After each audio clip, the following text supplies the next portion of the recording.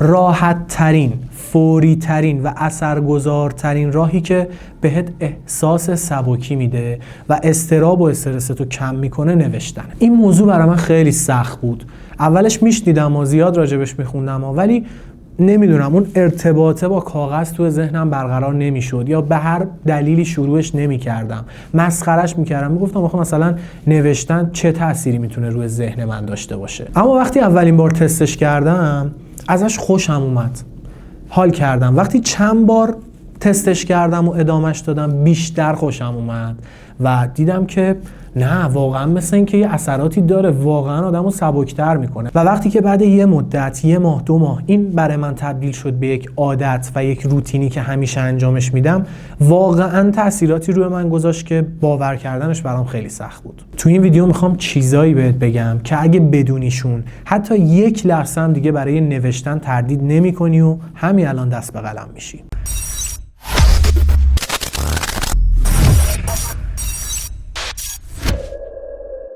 ژورنالینگ یعنی بیان افکار و احساسات عمیق درونیمون به وسیله نوشتن، آوردنشون روی کاغذ. یعنی شما دست به قلم میشی، هر چی اینجا داره میگذره رو بدون سانسور، بدون اینکه کسی قرار باشه ببینتش، بخونتش، میریزیش روی کاغذ. هر چیزی که هست، هر فکری که هست، فحشه، بد و بیراه، مثبت، منفیه، بدون سانسور میریزیش رو کاغذ. اولین فایدهش اینه که بار ذهنی ما رو کم میکنه.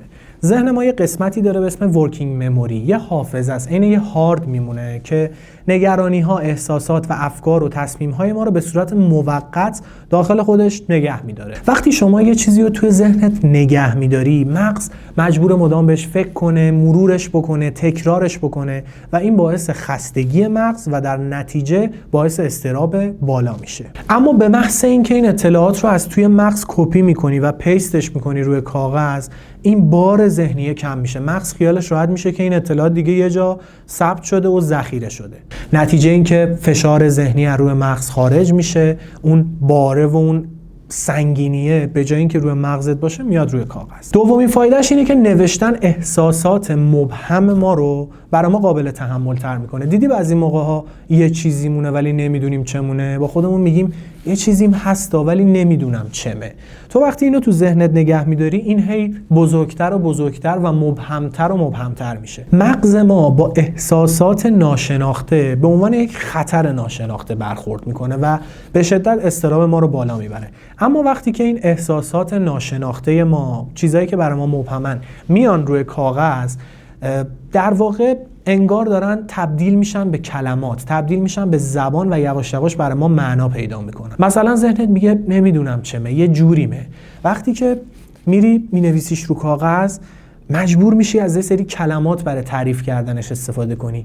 یه حس انگار غمی دارم، انگار که مثلا یه اتفاق بدی قراره برام بیفته. آها، یواش یواش کلمات معنا پیدا میکنن، یواش یواش اون بار ذهنیه تبدیل میشه به یک چیزی که برای ما ابهامش کمتره و مرزهاش مشخص میشه، شدت تهدیدش کمتر میشه. در واقع یه غم نوشته شده روی کاغذ فشارش خیلی کمتر از غمیه که مبهمه و توی ذهنمونه. و این یکی از پایه‌ای ترین اصول تنظیم هیجانی در علم روانشناسیه. فایده سومش اینه که نوشتن مغز هیجانی ما رو آرومتر میکنه. تو مغز ما 2 تا سیستم دارن فعالیت میکنن. اولیش واکنشیه، هیجانیه و خیلی سریع تصمیم میگیره. دومیش منطقیه که سرعتش پایینتره، کندتره و با منطق پیش میره. وقتی ما داریم فکر میکنیم، سیستم هیجانی فرمانده است و کنترل رو برای ما سخت‌تر میکنه. اما وقتی ما میایم و یادداشت میکنیم افکارمون رو روی کاغذ، قسمت منطقی مغز ما فرماندهی رو دستش میگیره و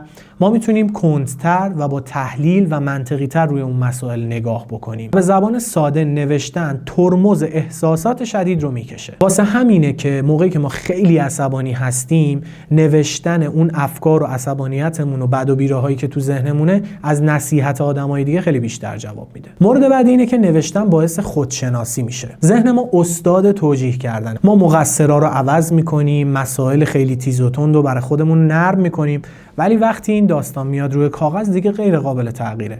وقتی که ما اون افکار رو آوردیمش روی کاغذ دیگه به همون شکل واقعی که هست اونجا ثبت شده و ما بعداً با مراجعه کردن به اون میتونیم یک نگاه واقعی از خودمون و رفتارهامون و واکنشامون و افکارهامون توی شرایط مختلف داشته باشیم. بنابراین یه آینه خوب و یک آینه کاملا واقعی برای خودشناسی به حساب میاد. من توی یه ویدیو که الان لینکش رو هم بالا میذارم هم توی دیسکریپشن در مورد خودشناسی توضیح دادم و نوشتن و ژورنالینگ رو به عنوان یکی از مهمترین ابزارهای خودشناسی معرفی کردم که پیشنهاد میکنم حتما این ویدیو رو هم ببینید. تو علم روانشناسی به نوشتن به عنوان یکی از شاخصهای درمانی نگاه میکنن. تقریبا هیچ تراپیست و هیچ روانشناسی نیست که شما بابت هر مشکلی که دارید برید پیشش و بهتون تمرین هایی که داخلش نوشتن هست رو پیشنهاد نده. یکی از شناخته شده ترین پژوهشگران این حوزه جیمز پنبیکر هستش. تجربه های اون و بیش از صدها روانشناس دیگه روی 30,000 تا کیس نشون داده که نوشتن مداوم و منظم درباره تجربه های درونی کمک میکنه که اضطراب کاهش پیدا کنه،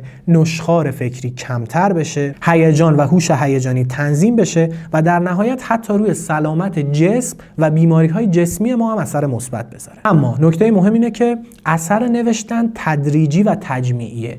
یعنی در واقع نوشتن یک اثر فوری نداره. درسته که ما بعد از نوشتن اون آرامشه و اون سبکیه رو احساس میکنیم، اما تأثیر بلند مدت نوشتن خیلی ملموس‌تر از تأثیر کوتاه مدتشه. نوشتن برای ما بعضی موقع‌ها خیلی سخته و اون ارتباط با کاغذ برقرار نمیشد. همونطور که اول ویدیو بهتون گفتم خودم هم دچار این چالش بودم و دلیلش هم اینه که مغز ما از اون واقعیت و اون خود واقعیمون و اون احساسات سعی میکنه گاهی اوقات فرار بکنه. بهترین تمرینی هم که میتونم براش بگم اینه که قدم اولو برداری یه خودکار کاغذ بیاری و شروع کنی اولین کلمه رو بنویسی. اولش سخته ولی به مرور برات راحت تر میشه. این یه تمرین دیگه. اگه انجامش ندی، شروعش نکنی، خب نتیجه هم ازش نمیگیری. هیچ راهکار عجیب و غریب و جادویی نداره. فقط باید یه کاغذ خودکار برداری و شروع کنی به نوشتن. رفته رفته ارتباط مغزت با اون کاغذ صمیمیت‌تر میشه و واقعی‌تر میتونی بنویسی. و یه سوالی که خیلی میپرسن این که چطوری ژورنال بنویسم؟ آقا هر طوری که دوست داری. رو هر کاغذی که دوست داری، با هر دفتری که دوست داری، با هر خودکاری که دوست داری، اصلا مهم نیست.